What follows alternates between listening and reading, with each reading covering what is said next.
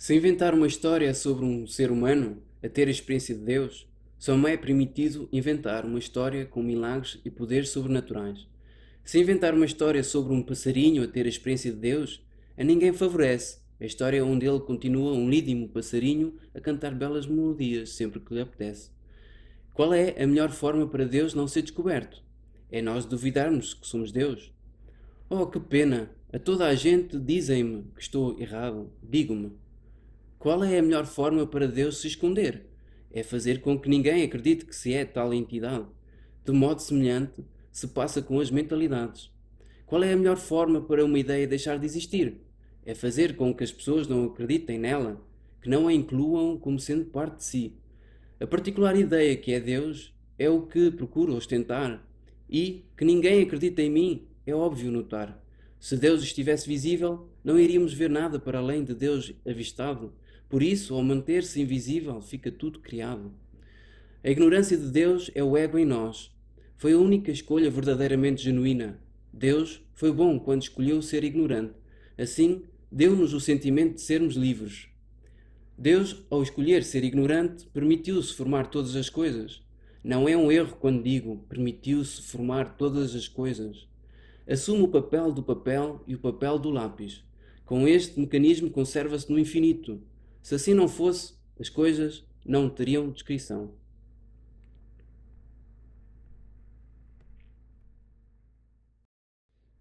Seja em filmes ou na literatura, quando o tema é acerca de Deus, seja qual for a religião que é abordada, quando se fala da experiência mística do divino, é sempre com muita parcimónia e fantasia. Ou seja, o ser humano é colocado no meio de situações ricas em efeitos especiais e visuais, se forem filmes, e até fora do âmbito dos filmes e livros, no nosso pensamento, no nosso cotidiano até, imaginamos que ao ter a experiência divina temos de ter necessariamente ter acesso a poderes sobrenaturais, a capacidade em fazer milagres e curar os doentes instantaneamente. Ou seja, está de alguma forma relacionada aos acontecimentos paranormais até. Mas se em vez de um ser humano for um passarinho a ter a experiência de Deus, onde em vez de ficar com superpoderes, continua apenas a ser um passarinho de sempre, sem qualquer aparente transformação do seu ser, a continuar a cantar, se assim o desejar, tal e qual como seria antes de ter a experiência de Deus. Quer dizer com isto que no caso do protagonista, se for um ser humano, já temos de ter a necessidade em imaginar que se vai transformar numa espécie de um super-herói a fazer milagres e demonstrar os seus poderes sobrenaturais. Na verdade, todos nós exprimimos à nossa maneira e continuamente a experiência de Deus. Só que nós, humanos, precisamos de ir além do cotidiano, que nos é óbvio, precisamente por o vivermos e o experienciarmos, mas que, a bem ver, não é menos milagroso que o maior dos milagres das nossas fantasias. Mas se a história for a de um passarinho a experienciar Deus, aí até podemos achar fofinho e até pode ser uma história inspiradora, mas facilmente a descartamos como se fosse apenas um conto para crianças e não para adultos. Parece que não levamos tão a sério se for um conto deste género. Ao contrário, se for uma pessoa que adquiriu milagres e começou a levitar ou a andar sobre as águas, teve a experiência de Deus. E isto é bem suspeito. O facto do ser humano levar tão a sério as suas próprias fantasias só para validar Deus. Deus não precisa disso para ser validado. Reparemos no seguinte: no budismo, por exemplo, não há propriamente um Deus a ser louvado, mas sim um estado de ser. Citando um ditado do budismo zen, antes da iluminação, racha a lenha e carrega a água. Depois da iluminação, racha a lenha e carrega a água. Ou seja, viver o cotidiano é viver a experiência de Deus. E claro, o cotidiano contém as nossas fantasias, o nosso imaginário, mas imergir apenas na fantasia e no imaginário dos poderes sobrenaturais e afins é limitar a atuação experiencial de Deus. Então, se Deus se experiencia através de todas as coisas, materiais e imateriais, portanto, em objetos e nos nossos pensamentos, Porque é que não nos cruzamos de facto com essa entidade? Porque é que não porque é que não cristalizamos o seu encontro connosco mesmos? Porque a todo momento nós duvidamos que somos Deus.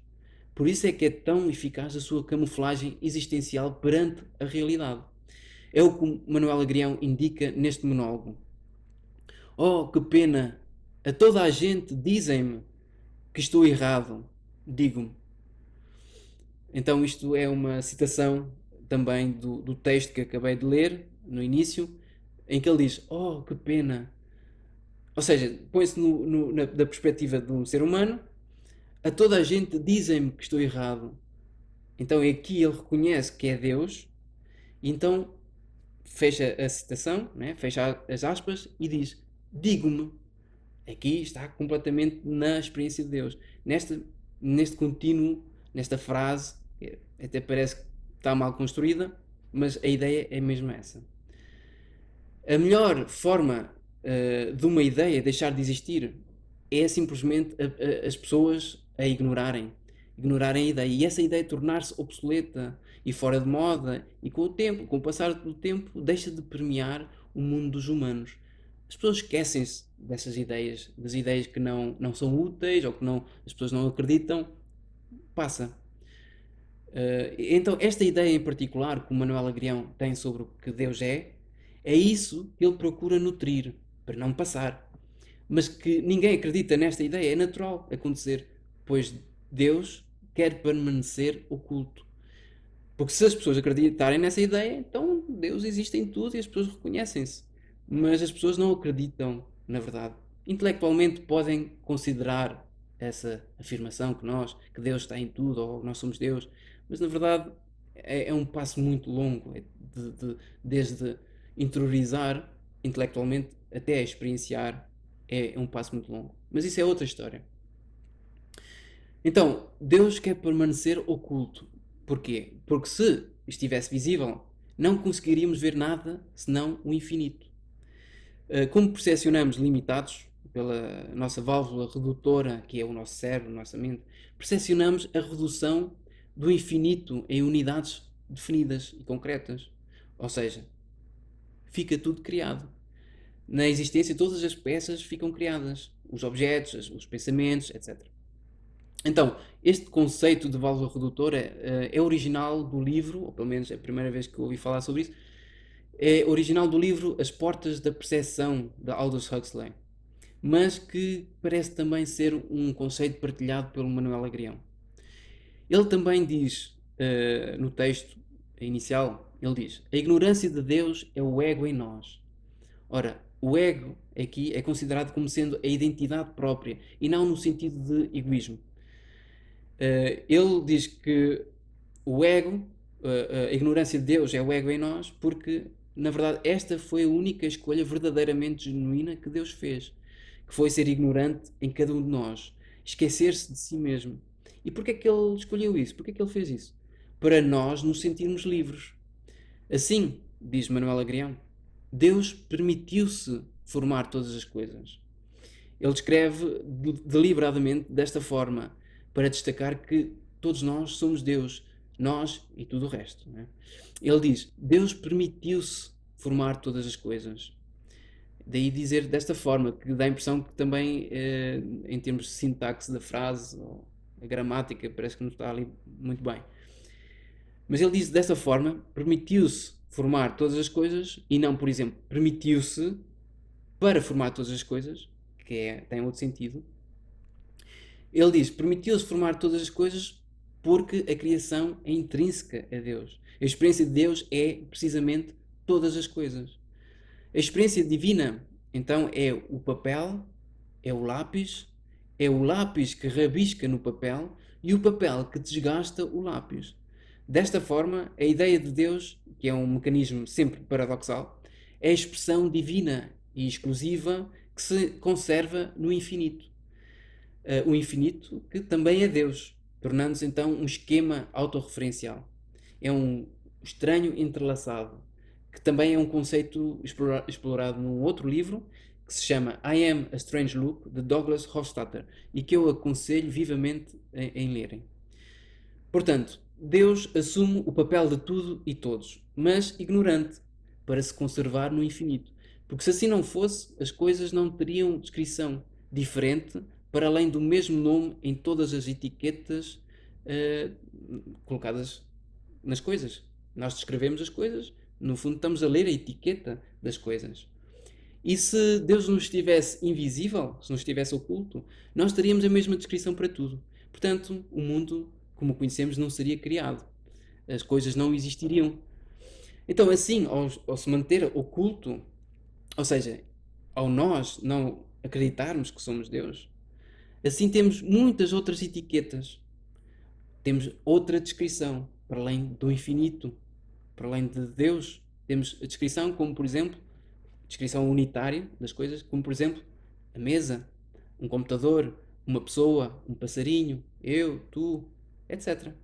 E também este vídeo, que está a chegar ao fim. E que, porque assististe até aqui, eu agradeço-te pelo teu interesse. Eu vou continuar a divulgar os aforismos do Manuel Agrião porque acredito no potencial das suas visões e na sua sabedoria para apaziguar as mazelas da consciência. Se me quiseres ajudar a divulgar e se gostaste do vídeo, por favor, deixa um gosto e subscreve se ainda não o fizeste. Diz-me também qual é a tua interpretação deste texto que tentei decifrar hoje. Escreve a tua opinião na caixa de comentários. Um bem-aja e até à próxima. Eu cá te espero para um novo Diálogo do Monólogo.